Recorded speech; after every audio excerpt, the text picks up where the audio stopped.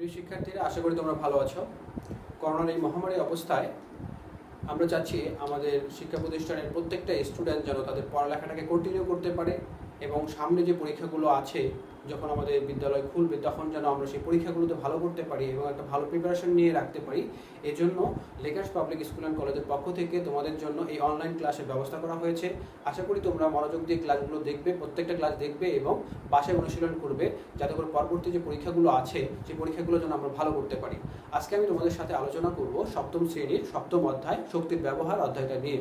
এই অধ্যায়ের যে টপিকসগুলো আছে, আজকে আমরা যে আলোচনাগুলো করব সেই আলোচনাগুলোর সাথে আগে আমরা পরিচিত হয়ে নিই।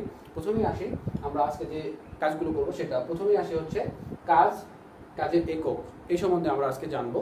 তারপর শক্তি ও শক্তির ধারণা, ক্ষমতা ও ক্ষমতার একক, শক্তির রূপান্তর যে আছে 8টি রূপান্তর এখানে রয়েছে, যান্ত্রিক শক্তি, রাসায়নিক শক্তি, তাপ শক্তি, চুম্বক শক্তি, আলোক শক্তি, শব্দ শক্তি, বিদ্যুৎ শক্তি এবং পারমাণবিক শক্তি। এই শক্তিগুলো সম্বন্ধে আমরা আজকে জানবো, এদের সাথে পরিচিত হব। এরপর শক্তির যে বিভিন্ন রূপান্তর রয়েছে, শক্তি একটা অবস্থা থেকে আরেকটা অবস্থায় রূপান্তর হতে পারে, সেই সম্বন্ধে আজকে আমরা জানবো। সেটা হচ্ছে শক্তির রূপান্তরের ক্ষেত্রে যান্ত্রিক শক্তির রূপান্তর, যান্ত্রিক শক্তি কী কী শক্তিতে রূপান্তরিত হতে পারে সেটা। এরপরে আসি তাপ শক্তির রূপান্তর, তারপরে আলোক শক্তির রূপান্তর, শব্দ শক্তির রূপান্তর, চুম্বক শক্তির রূপান্তর, বিদ্যুৎ শক্তির রূপান্তর এবং রাসায়নিক শক্তির রূপান্তর সম্বন্ধে আজকে আমরা আলোচনা করব এবং সর্বশেষ পারমাণবিক শক্তি। তাহলে প্রথমে আসা যাক আমাদের প্রথম টপিক, যেটা ছিল কাজের একক। কাজটা আসলে কি? খুবই একটা মজার বিষয়। আমরা কাজ করি, অহরহই আমরা কাজ করি, আমরা লেখালেখি করি, আমরা দৌড়াদৌড়ি করি, আমরা ফুটবল খেলি, আমরা টেবিলে বসে থাকি। কোনটা আসলে কাজ আর কোনটা কাজ না, এটা আমরা আজকে গাণিতিকভাবে ব্যাখ্যার মাধ্যমে শিখব। ধরো আমি টেবিলে বসে লিখছি, তাহলে আমি কি আসলে কাজ করতেছি?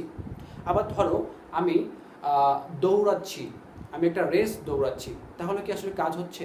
ধরো আমি ফুটবল খেলছি, তাহলে কি আসলে কাজ হচ্ছে? কোনটা কাজ আর কোনটা কাজ না, সেটা আজকে আমরা খুব ভালোভাবে শেখার চেষ্টা করব। তো ধরো প্রথমে যে কথাটা বলা হলো, আমি টেবিলে বসে লিখছি, আসলে লেখার সময় আমি কাজ করছি না। আমি লেখার সময় আমি আমার কিছু প্রিপারেশন আমি মানসিকভাবে সেটা ভিতরে নিচ্ছি, আমার পড়াটাকে আমি আমার ভিতরে নিচ্ছি, মেমোরাইজ করতেছি বা প্র্যাকটিস করছি, কিন্তু এখানে আসলে কাজ হচ্ছে না। কাজটা তাকেই বলা হবে বা ওটাই হবে কাজ, যখন আমরা কোনো একটা বস্তুতে বল প্রয়োগ করব, বল প্রয়োগ করে সেই বস্তুটাকে আমরা একটু সরাতে পারবো, অর্থাৎ একটা জায়গা থেকে আরেকটা জায়গায় নিতে পারবো, তখন ওইটাকে বলা হবে কাজ। তাহলে কাজ কি?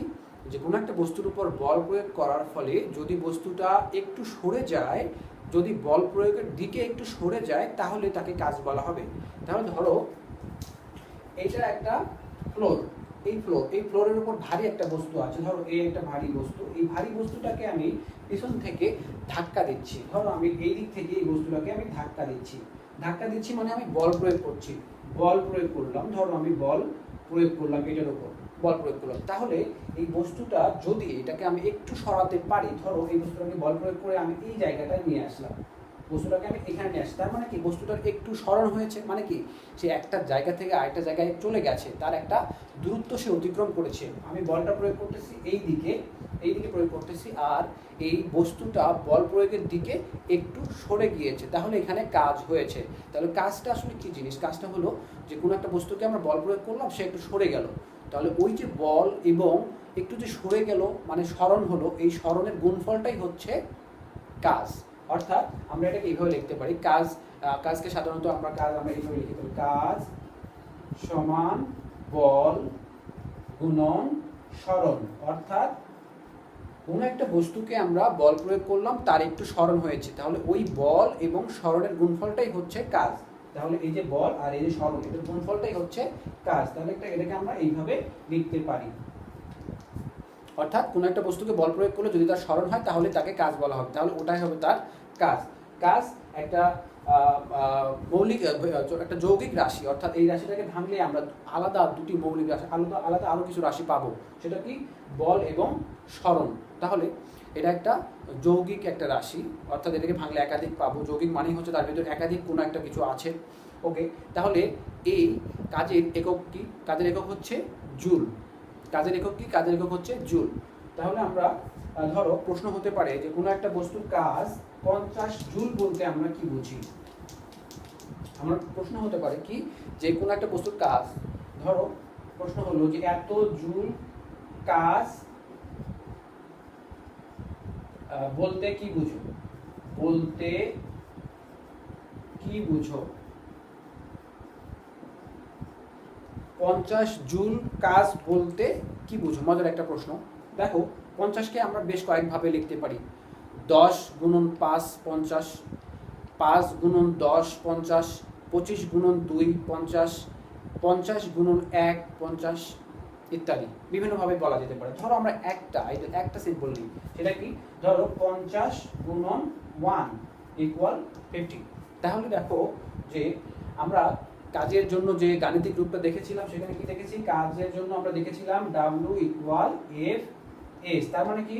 বল আর সরণের গুণফল। বল আর সরণের গুণফল। তাহলে দেখো এখানে কি ছিল? বল ছিল আর সরণ ছিল।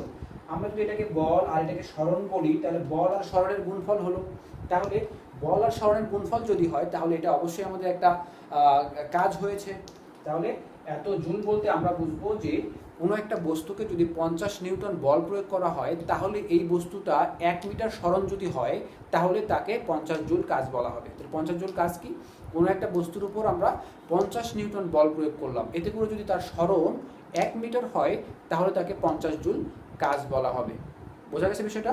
আশা করি তোমরা বুঝতে পেরেছো। এটাকে আরো একভাবে বলতে পারো, তোমরা এভাবে বলতে পারো যে কোনো একটা বস্তুকে আমরা 25 নিউটন বল প্রয়োগ করলাম, তাতে করে তার সরণ 2 মিটার হয়েছে, তাহলে তার কাজ 50 নিউটন হয়েছে, ইত্যাদিভাবে বলা যাবে। আবার বলতে পারো 5 গুণন 10, অর্থাৎ 5 নিউটন বল প্রয়োগ করলাম, তাতে করে 10 মিটার সরণ হলো, তাহলেও তার কাজ 50 জুল হয়েছে।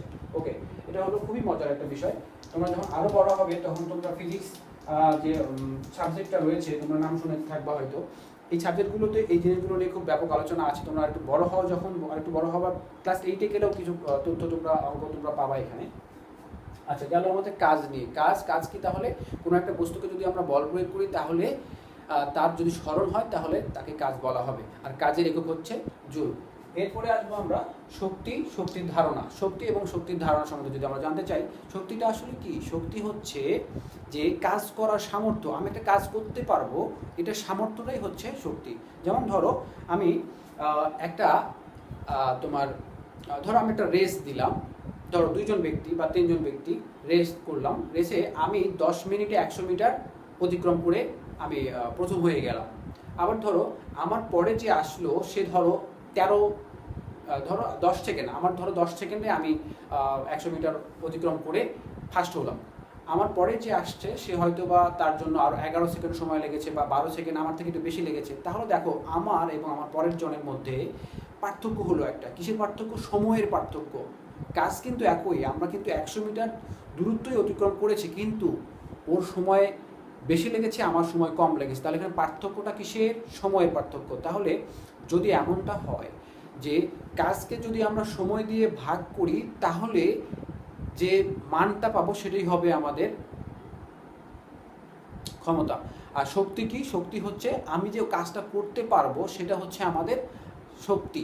অর্থাৎ আমি 100 মিটার যেতে পেরেছি, আমার পরে যে আসছে সেও 100 মিটার আসতে পেরেছে। তাহলে এই যে কাজ করার সামর্থ্য বা যাওয়ার সামর্থ্য, এটা হচ্ছে শক্তি। যদি শক্তি না থাকতো, তাহলে কিন্তু সে 100 মিটার আসতে পারতো না, বা আমার যদি শক্তি না থাকতো, আমি কিন্তু 100 মিটার যেতে পারতাম না। তাহলে শক্তিটা কি? কাজ করার সামর্থ্য। তাহলে যেহেতু কাজের একক জুল, তাহলে শক্তির এককটাও জুল হবে। এরপরে আসে আমরা ক্ষমতায়। ক্ষমতা আসলে কি? ক্ষমতার এককটা কি? ক্ষমতা হচ্ছে ওই যে বললাম যে কাজ করার হারটাকে বলা হবে ক্ষমতা। অর্থাৎ আমি একটা কাজ ধরো আমি করলাম 10 সেকেন্ডে, আরেকজনে করলো সেটা 12 সেকেন্ডে। এখানে পার্থক্যটা হচ্ছে কিসের? সময় পার্থক্য। অর্থাৎ মোট কাজকে যদি আমরা সময় দিয়ে ভাগ করি, তাহলে পাওয়া যাবে ক্ষমতা। অর্থাৎ কাজ করার হারটাই হচ্ছে ক্ষমতা। কাজের হার, কাজ করবার সামর্থ্য নয়, কাজ করার হারটাই হচ্ছে ক্ষমতা। তাহলে ক্ষমতা হচ্ছে কাজকে যদি আমরা সময় দিয়ে ভাগ করি, তাহলেই আমাদের ক্ষমতা পাওয়া যাবে। আর ক্ষমতার একক হচ্ছে ওয়াট। তোমরা বড় হলে এই সম্বন্ধে আরও বিস্তারিত জানতে পারবে। আমরা একটু ধারণা নিয়ে রাখলাম, আমরা যখন পরবর্তী ক্লাসে যাব তখন আরও বিস্তারিত জানতে পারবো। তাহলে ক্ষমতা হচ্ছে কাজ করার হার, অর্থাৎ কাজকে যদি সময় দিয়ে ভাগ করা যায়, তাহলে ক্ষমতা পাওয়া যায়। আর ক্ষমতার একক হচ্ছে ওয়াট। তাহলে ক্ষমতা আসলে কি? ক্ষমতা হলো কাজ করার হার। কাজ করার হার। বা কাজ ভাগ সময়, এটাই হলো ক্ষমতা। এটাই হচ্ছে ক্ষমতা। আর ক্ষমতার একক হচ্ছে কি? ক্ষমতার একক হচ্ছে ওয়াট। ক্ষমতার একক হচ্ছে ওয়াট। এটা তোমরা মনে রাখবে, এমসিকিউ এর জন্য এগুলো খুবই ইম্পর্টেন্ট বিষয়, এগুলো মনে রাখতে হবে। এরপরে আসি আমরা শক্তির যে রূপান্তর ছিল সেই রূপান্তরে আসি। শক্তি রূপান্তর, শক্তি একটা অবস্থা থেকে আরেকটা অবস্থায় রূপান্তর হতে পারে। আমরা ক্লাস 6-এ শিখে আসছি বিগ ব্যাং এর মাধ্যমে, অর্থাৎ মহাবিস্ফোরণের মাধ্যমে এই মহাবিশ্বের সৃষ্টি হয়েছে। তো সৃষ্টির শুরুতেই, অর্থাৎ যখন বিস্ফোরণটা হয়েছিল, তখন যে পরিমাণের শক্তি ছিল পৃথিবীতে, এখনও ঠিক ওই একই পরিমাণের শক্তি রয়েছে। শক্তির সৃষ্টি বা ধ্বংস নেই। আমার পরের টপিক্সে এটা আলোচনা করব, শক্তির অবিস্মরণতার নীতি, অর্থাৎ শক্তির সংরক্ষণশীলতার নীতি। অর্থাৎ শক্তির যে সৃষ্টি হয় না বা ধ্বংস হয় না, এটাই হচ্ছে শক্তির সংরক্ষণশীলতার নীতি। শক্তি শুধুমাত্র একটা অবস্থা থেকে আরেকটা অবস্থায় রূপান্তরিত হতে পারে।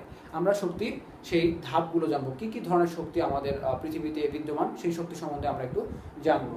প্রথমে আসি তোমার যান্ত্রিক শক্তি। শক্তির রূপগুলো কি কি আমরা সেটা জানবো। প্রথমে আসে হচ্ছে যান্ত্রিক শক্তি। যান্ত্রিক শক্তি আসলে কি? যান্ত্রিক শক্তিটা হচ্ছে, ধরো আমরা একটা গুলতি নিলাম। গুলতি তোমরা অবশ্যই দেখেছো হয়তো, গুলতি আমি একটু এঁকে দেখানোর চেষ্টা করছি। ধরো এটা নর্মালি এমনটা হয়,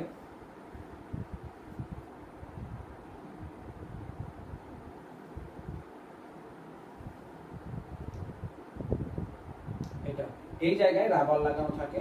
ধরো এরকম দুটো রাবার লাগানো থাকবে, আর এই জায়গায় আরেকটা ভারী একটা রাবার দেওয়া থাকে। এখানে কোনো একটা পাথরের টুকরো অথবা অন্য কিছু একটা দিয়ে এইভাবে টেনে ওটাকে মারা হয়। এটা হচ্ছে গুলতি, তোমরা চিনবা অবশ্যই।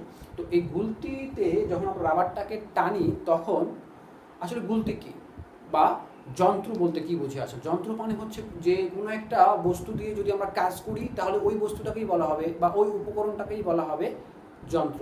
তাহলে গুলতি দিয়ে যদি আমরা কোনো একটা কাজ করার চেষ্টা করি, তাহলে গুলতি অবশ্যই একটা যন্ত্র। তাহলে কোনো একটা যন্ত্র থেকে যে কাজটা পাবো বা যে শক্তিটা পাবো, সেটাই হচ্ছে যান্ত্রিক শক্তি। তাহলে গুলতি থেকে যখন আমরা টেনে মারবো, তখন এখানে একটা শক্তি প্রয়োগ করতে হচ্ছে, অর্থাৎ এই শক্তিটা গতিশক্তিতে আসছে। যখন এখানে থামাবো, তখন সেটা স্থির শক্তি হয়ে গেল। যখন আবার এটাকে ছেড়ে দিব, তখন ওর ভিতরে যে পাথর বা কোনো একটা টুকরো থাকবে, সেটা সজোরে চলে যাবে, তখন সেটা আবার গতিশক্তি প্রাপ্ত হবে। তাহলে কি হলো? যন্ত্র থেকে যে শক্তিটা আমরা পাবো সেটা হচ্ছে যান্ত্রিক শক্তি। এটা হতে পারে আমরা বাঁশি বাজাচ্ছি, ধরো বাঁশি বাজাচ্ছি, তাহলে বাঁশিও একটা যন্ত্র, কারণ বাঁশি একটা শব্দ তৈরি করতেছে। তাহলে এটা থেকে একটা শক্তি আসছে, তাহলে বাঁশি একটা যন্ত্র। তাহলে বাঁশি থেকে আমরা যান্ত্রিক শক্তি পেতে পারি। হ্যাঁ, তাহলে যান্ত্রিক শক্তিটা হচ্ছে আসলে যন্ত্র থেকে প্রাপ্ত শক্তিটাই হচ্ছে যান্ত্রিক শক্তি। আমরা উদাহরণ দিলাম গুলতির সাহায্য নিয়ে। আর আরেকটা মজার বিষয় হলো, যখন আমরা গতি প্রাপ্ত হওয়ার জন্য বা গতি পাওয়ার জন্য যে কাজটা করা হয়, সেটাকে বলা হবে গতিশক্তি।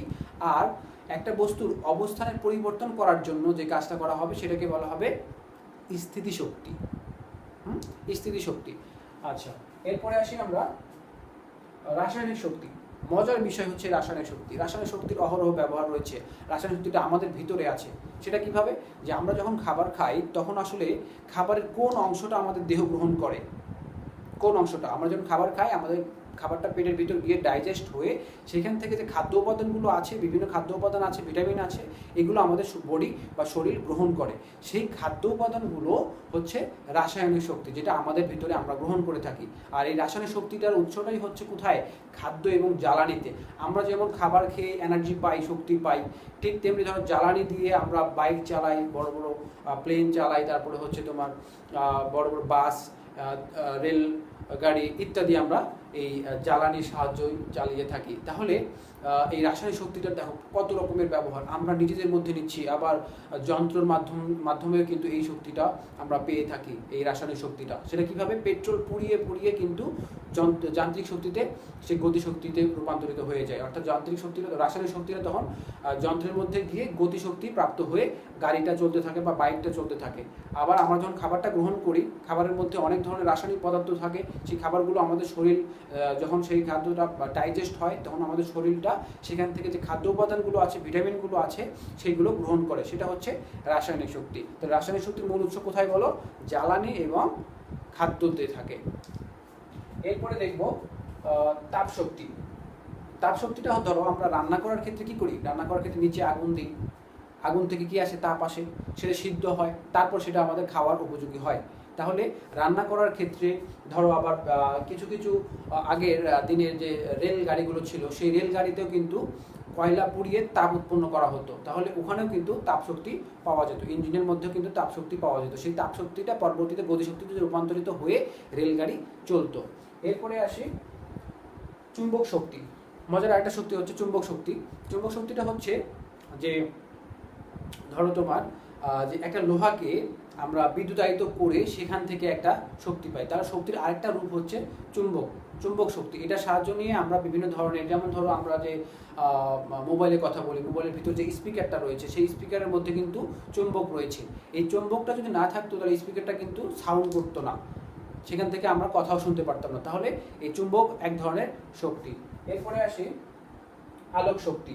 এই আলোক শক্তিটা আসলে খুবই একটা গুরুত্বপূর্ণ একটা শক্তি। সেটা হলো যেমন সূর্য যদি আলো পৃথিবীতে না দিত তাহলে কি আসলে গাছপালারা তারা সালোক সংশ্লেষণ প্রক্রিয়ায় খাদ্য তৈরি করতে পারতো? কখনোই পারতো না। আর যদি গাছপালা যদি খাদ্য তৈরি করতে না পারতো তাহলে কিন্তু আমরাও আমাদের খাবার পেতাম না, ভাত পেতাম না, চাল ডাল ফলমূল এগুলো আমরা কিন্তু পেতাম না। কারণ উদ্ভিদ যদি না বাঁচে তাহলে ফল আসবে কোত্থেকে, ধান চাল আসবে কোত্থেকে, আমরা তো সেটা খেতেও পারবো না আর আমরা বাঁচতেও পারবো না। তাহলে সূর্য থেকে এই আলোক শক্তিটা পৃথিবীতে আসে। তাছাড়াও ধরো বৈদ্যুতিক বাল্ব যদি আমরা জ্বালাই সেখান থেকেও আমরা আলোক শক্তি পেতে পারি। তাহলে আলোক শক্তিও এক ধরনের শক্তি। এরপরে আসি শব্দ শক্তি।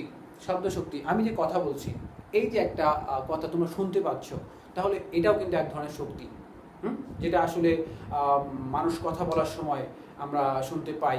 যদি এটা না থাকতো তাহলে আমরা একজন আরেকজনের সাথে কমিউনিকেশন করতে পারতাম না, যোগাযোগ করতে পারতাম না, তাহলে এটা আমাদের জন্য খুবই কষ্টের হতো। তাহলে শব্দ এক প্রকারের শক্তি। এরপরে আসি বিদ্যুৎ শক্তি। বিদ্যুৎ শক্তির ব্যবহার যদি না থাকতো, আজকে আমি যে তোমাদের সামনে হাজির হয়েছি, আমার ফোন বা আমি কোনো ডিভাইস দিয়ে আজকের এই ভিডিওটা করেছি, তাহলে ভিডিওটা করার জন্য এর ভিতরে যে চার্জ বা মানে এটার যে চার্জ রয়েছে সেই চার্জটা কোথা থেকে আসছে? বিদ্যুৎ থেকে আসছে। এই বিদ্যুৎ যদি না থাকতো তাহলে আমি আজকে তোমাদের সামনে এই ভিডিও মাধ্যমে তোমাদের সামনে হাজির হতে পারতাম না। তাহলে বিদ্যুৎ এক ধরনের খুবই গুরুত্বপূর্ণ একটা শক্তি, যে শক্তিটা ছাড়া আসলে আমাদের দৈনন্দিন জীবন এখন বিকল হয়ে যাবে। আসলে আমরা আমাদের দৈনন্দিন জীবনটা এই বিদ্যুৎ শক্তি ছাড়া চিন্তাই করতে পারি না। তাহলে বিদ্যুৎ শক্তিও এক ধরনের শক্তি। এরপরে আসি পারমাণবিক শক্তি। পারমাণবিক শক্তিটা কি আসলে? এই যে পরমাণুগুলো যে আছে, এই পরমাণুগুলোর মধ্যে কি কি আছে? ইলেকট্রন, প্রোটন, নিউট্রন রয়েছে। পরমাণুর কেন্দ্রে আছে কি? প্রোটন এবং নিউট্রন। এই নিউট্রন এবং প্রোটন একটা আরেকটার সাথে, অর্থাৎ পারমাণবিক কণাগুলো একটা আরেকটার সাথে খুবই শক্তিশালী বন্ধনের মাধ্যমে বা শক্তির সাহায্য নিয়ে আটকে আছে। এই যে পরমাণুর কণাগুলো যে রয়েছে, এই কণাগুলোকে যদি আমরা ভেঙে ফেলি তাহলে ওখান থেকে পারমাণবিক শক্তি পাওয়া যাবে। তাহলে পারমাণবিক শক্তিটাও এক প্রকারের শক্তি। এরপরে আসবো এই যে শক্তিগুলো নিয়ে আমরা আলোচনা করলাম, এই শক্তিগুলো রূপান্তর, অর্থাৎ যান্ত্রিক শক্তি কিভাবে তোমার গতিশক্তিতে রূপান্তর হচ্ছে, শব্দ শক্তি কিভাবে তোমার বিদ্যুৎ শক্তিতে রূপান্তরিত হচ্ছে, এই সম্বন্ধে আমরা এখন জানবো। খুবই মজার বিষয়। দেখো, প্রথমে আসি যান্ত্রিক শক্তি। যান্ত্রিক শক্তি, ওই যে বললাম যে একটা বাটল বা ধরো একটা গুলতি থেকে আমি মারলাম, সেখানে ওই গুলতির রাবার যখন আমরা টানলাম, টেনে ছেড়ে দিলাম, তখন ওই যন্ত্রটা থেকে কি হলো? যন্ত্রটা একটা শক্তি দিল। প্রথমে কথা হলো গুলতিটা একটা যন্ত্র, আর ওখান থেকে যে শক্তিটা পাবো সেটা হচ্ছে যান্ত্রিক শক্তি। যখন আমরা ওটাকে টানলাম তখন গতিশক্তি প্রাপ্ত হলো সেটা। এরপর যখন আমরা ওটাকে ছেড়ে দিলাম তখন টেনে আবার একটু ধরে রাখলাম, তখন স্থিতিশক্তি প্রাপ্ত হলো, আবার ছেড়ে দিলাম তখন সে আবার গতিশক্তি প্রাপ্ত হলো। তাহলে তোমার যন্ত্র থেকে বিভিন্নভাবে আমরা এটাকে তোমার অন্যান্য শক্তিতে রূপান্তর করতে পারি। এরপর আছে তাপ শক্তি। তাপ শক্তিটার ক্ষেত্রে আমরা কি করতে পারি? আমরা রান্না করার ক্ষেত্রে তাপ শক্তি, যেমন ধরো আগের দিনের যে রেল গাড়িগুলো ছিল, সেই রেল গাড়িগুলোর কয়লাকে পুড়িয়ে তাপ শক্তি উৎপন্ন করে সেটাকে সেই রেলগাড়িটাকে চালানো হতো। তার মানে কি? তাপ শক্তির মাধ্যমে আমরা কি ওই যন্ত্রটাকে গতিপ্রাপ্ত করলাম বা গতি দিলাম, তাহলে কি হলো? তাপ শক্তি যান্ত্রিক শক্তিতে রূপান্তরিত হয়ে গেল। এরপরে আসি আলোক শক্তি। খুবই মজার বিষয়। আলোক শক্তিটা আসলে আলোক শক্তির মাধ্যমে, যেমন ধরো তোমরা যখন ফটোকপিয়ার অর্থাৎ ফটোকপি করতে যাও বিভিন্ন দোকানে, ফটোস্ট্যাটের দোকানে, সেখানে তোমরা দেখবা যে ফটোস্ট্যাটের মেশিনের উপর দিয়ে একটা লাইট বা একটা আলো মুভ করছে। তার মানে কি হলো, ওই আলোটা একটা প্রতিবিম্ব সৃষ্টি করে, ওই যন্ত্রটার মধ্যে যে লেখাগুলো থাকে সেই লেখাগুলোর উপরে একটা প্রতিবিম্ব, মানে একটা আলো ঝলক ফেলবে, সেখান থেকে সেটা প্রতিফলিত হয়ে রাসায়নিক শক্তিতে রূপান্তরিত হয়ে সেখান থেকে কার্বন কপি বের হয়ে আসবে। অর্থাৎ যার আমরা ফটোকপি করছি তার ঠিক হুবহু একটা কার্বন কপি রাসায়নিক প্রক্রিয়ার মাধ্যমে বের হয়ে আসবে। তাহলে আলোক শক্তিটা ওইখানে রাসায়নিক শক্তিতে রূপান্তর হয়ে গেল। এরপরে আসি শব্দ শক্তি। শব্দ শক্তির মাধ্যমে আমরা বিভিন্ন ধরনের শব্দ শক্তির ব্যবহার করে জামা কাপড় থেকে আমরা ময়লা পরিষ্কার করতে পারি। এটা তো একটা বিশেষ যন্ত্রের মাধ্যমে করা হয়। যে শব্দটা আসলে কি, শব্দটা হচ্ছে বাতাসের মাধ্যমে, বাতাসের মধ্যে এটা তরঙ্গায়িত হবে, মানে কেঁপে উঠবে। একটা যন্ত্র কেঁপে উঠলেই কেবল তার শব্দ হয়। যেমন ধরো আমি এটা দিয়ে যদি এই হোয়াইট বোর্ডে একটা আঘাত করি তাহলে একটা শব্দ হচ্ছে। তার মানে আঘাতের ফলে যে শব্দটা হলো ওখানে সেই শব্দটা বায়ুতে এসে সেটা একটা তরঙ্গর সৃষ্টি করবে। সেই তরঙ্গটাই আমাদের কানে আসলে, আমাদের কানের টিম্প্যানিক পর্দায় আসবে যখন, তখন সেটা আমাদের শব্দ শক্তি হিসেবে ধরা দিবে। ঠিক আছে, তাহলে শব্দ শক্তিটা এইভাবেই ব্যবহার আমরা দেখে থাকি। এরপরে আসে চুম্বক শক্তি। ধরো একটা চুম্বক পদার্থকে আমরা কি করি, প্রথমে ধরো একটা লোহাকে বৈদ্যুতিকের মাধ্যমে বা একটা চুম্বকায়িত পদার্থের কাছে নিয়ে গেলে সেই লোহাটাকে ঘষলে লোহা চুম্বকের উপরে সেটা কি হবে, চুম্বকায়িত হবে, মানে ওই লোহাটাও চুম্বকে পরিণত হবে। এরপর ধরো চুম্বকে পরিণত হওয়ার পর সেটাকে আবার আমরা কি করব, বিচুম্বকায়িত করব, অর্থাৎ সেটা থেকে চুম্বক যে ধর্মটা থাকে সেই ধর্মকে তুলে নিব, অর্থাৎ সেটা চুম্বকের মতো কাজ করবে না। এটাকে বলা হয় চুম্বক বিকায়ন করা। অর্থাৎ তাহলে একবার আমরা চুম্বকায়িত করব, একবার বিচুম্বকায়িত করব। এই প্রক্রিয়াটা যদি খুব দ্রুত গতিতে হয় তাহলে সেখানে প্রচুর পরিমাণে তাপ উৎপন্ন হবে। তাহলে দেখো চুম্বক শক্তিটা তাপ শক্তিতে রূপান্তর হয়ে গেল। এরপরে আসি বিদ্যুৎ শক্তি। বিদ্যুৎ শক্তির অনেক ব্যবহার রয়েছে। যেমন ধরো আমরা বৈদ্যুতিক বাল্ব জ্বালাই, বৈদ্যুতিক বাল্বের থেকে আমরা কি পাই, আসলে আলো পাই। আবার কিছু কিছু বৈদ্যুতিক বাল্বগুলো প্রচুর পরিমাণে তাপ উৎপন্ন করে, অর্থাৎ গরম হয়ে যায়। তাহলে এই বিদ্যুৎ শক্তির মাধ্যমে কিন্তু বৈদ্যুতিক বাল্বটা জ্বললো বা জ্বলে উঠলো, তখন ওই বৈদ্যুতিক বাল্বটা আমাদের কি দিচ্ছে, আলো দিচ্ছে। তাহলে বৈদ্যুতিক শক্তিটা কি শক্তিতে রূপান্তরিত হলো, আলোক শক্তিতে রূপান্তরিত হলো। আবার ধরো যে আমরা মোবাইলে কথা বলি, অথবা ধরো টেলিফোনে যখন আমরা কথা বলি বা মোবাইলে কথা বলি, তখন কি হয়, আমাদের শব্দ শক্তিটা ওই মোবাইল ওইটাকে বিদ্যুৎ শক্তি হিসেবে গ্রহণ করে সেটাকে ফাইবারের মাধ্যমে বের করে দেয়। অপর পাশে যাকে আমরা ফোন করেছি সে যখন আবার শব্দটা শুনতে পায় তখন আসলে কি হয়, অর্থাৎ শব্দ শক্তিটা প্রথমে মোবাইলে গিয়ে বিদ্যুৎ শক্তিতে রূপান্তরিত হয়ে সেটা বিকিরণের মাধ্যমে সেই শব্দ শক্তিটা অপর প্রান্তে গিয়ে আবার বৈদ্যুতিক শক্তিটা অপর প্রান্তে গিয়ে আবারও শব্দ শক্তিতে রূপান্তরিত হয়ে আমাদের কানে আসবে। অর্থাৎ কি হলো, বৈদ্যুতিক শক্তি প্রথমে বিদ্যুৎ শক্তিতে রূপান্তর হয়, বিদ্যুৎ শক্তিটা পরবর্তীতে আবারও শব্দ শক্তিতে রূপান্তরিত হয়। তাহলে বিদ্যুৎ শক্তি বিভিন্নভাবেই রূপান্তর আমরা দেখতে পাই। আবার যেমন ধরো আমাদের মাথার উপর যে ফ্যান ঘুরে, সেই ফ্যানটাও বৈদ্যুতিক শক্তির কারণেই ঘুরে থাকে। তাহলে বৈদ্যুতিক শক্তিটা ফ্যান কি ঘুরতে থাকে, তার মানে একটা গতিপ্রাপ্ত হয়। তাহলে বৈদ্যুতিক শক্তিটা কি হলো, গতিশক্তিতে রূপান্তরিত হলো। এরপরে আসি আমরা রাসায়নিক শক্তির রূপান্তর। রাসায়নিক শক্তির রূপান্তর যেমন ধরো আমরা কি করি, যে ধরো আমাদের যে ব্যাটারিগুলো আছে, মোবাইলের ব্যাটারি হতে পারে, ঘড়ির ব্যাটারি হতে পারে, দেয়াল ঘড়ির ব্যাটারি হতে পারে, সেই ঘড়ির ব্যাটারিতে আসলে কি হয় যে তোমার ব্যাটারির গঠনটা তোমার বড় ক্লাসে জানতে পারো। ওর মাঝে কিছু রাসায়নিক উপাদান থাকে, সেই রাসায়নিক বিক্রিয়া তাদের মধ্যে ঘটে সেটা সেই বিদ্যুৎ শক্তিতে রূপান্তরিত হয়। ধরো ঘড়িটা তখন সচল হয়। আবার ধরো যেমন মোবাইলের যে ব্যাটারিটা চার্জ হয়, সেই চার্জ হওয়ার ক্ষেত্রে প্রথমে কি হয়, ব্যাটারিটার মধ্যে যে রাসায়নিক উপাদানগুলো থাকে তারা বিক্রিয়া করে পরবর্তীতে এটা বৈদ্যুতিক শক্তিতে রূপান্তরিত হয়। আবার ধরো যখন আমরা গ্যাসের চুলায় রান্না করি, সেই রান্না করার ক্ষেত্রে যে গ্যাস ব্যবহার করি, সেই গ্যাসটা মূলত বিউটেন আর মিথেনের হয়ে থাকে। এই মিথেন বাতাসের অক্সিজেনের সাথে বিক্রিয়া করে তোমার আগুন উৎপন্ন করে, দহন বিক্রিয়ার মাধ্যমে আগুন উৎপন্ন করে, প্রচুর পরিমাণে তাপ উৎপন্ন করে। তাহলে এখানে কি হলো, যে ওই গ্যাসটা তাদের মধ্যে রাসায়নিক বিক্রিয়া করে আলোক শক্তি এবং তাপ শক্তিতে রূপান্তরিত হয়ে গেল। তাহলে রাসায়নিক শক্তি এইভাবে আলোক শক্তি এবং তাপ শক্তিতে রূপান্তরিত হতে পারে। এরপরে আসে পারমাণবিক শক্তি।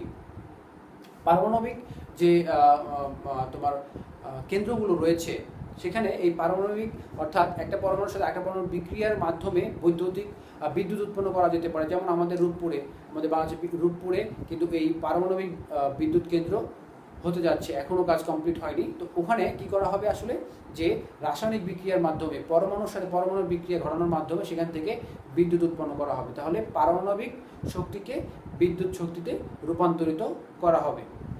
তাহলে আজকে আমরা মোটামুটি এই পর্যন্ত জানলাম। এখানে বেশ কিছু গুরুত্বপূর্ণ কথা শিখলাম। প্রথমে শিখে গেছে যে কাজের একক, তারপরে হচ্ছে শক্তি, তারপর ক্ষমতা, তারপরে শক্তির যে বিভিন্ন রূপ রয়েছে সেই রূপ সম্বন্ধে আমরা জেনেছি। তারপরে এদের যে রূপান্তর রয়েছে, একটা অবস্থা থেকে আরেকটা অবস্থায় রূপান্তরিত হতে পারে সে সম্বন্ধেও আমরা জেনেছি। তো প্রিয় শিক্ষার্থীরা, আজকে এই পর্যন্তই। তোমরা বাসায় আরেকটু মনোযোগী হয়ে প্রত্যেকটা সাবজেক্টকে নিয়েই সমান গুরুত্ব দিয়ে ভালো করে বাসায় পড়বে, এবং তোমাদের মাথায় রাখতে হবে যে এই অবস্থা কবে ভালো হবে তারপর আমরা পড়বো, এটা মাথায় রাখা যাবে না। ভালো করে বাসায় তোমাদের মতো করে পড়তে হবে। আমরা গাইডলাইন হিসেবে তোমাদেরকে যে ক্লাসগুলো দেবো সেই ক্লাসগুলো ভালো করে দেখবে এবং বাসায় প্র্যাকটিস করবে। কোনো কিছু বুঝতে সমস্যা হলে আমাদেরকে কমেন্ট করবে, আমরা সেটার সমাধান দেওয়ার চেষ্টা করব। আশা করি তোমরা আমার আজকের ক্লাসটা অনেক এনজয় করেছো। ভালো থাকবে, সুস্থ থাকবে। আল্লাহ হাফেজ।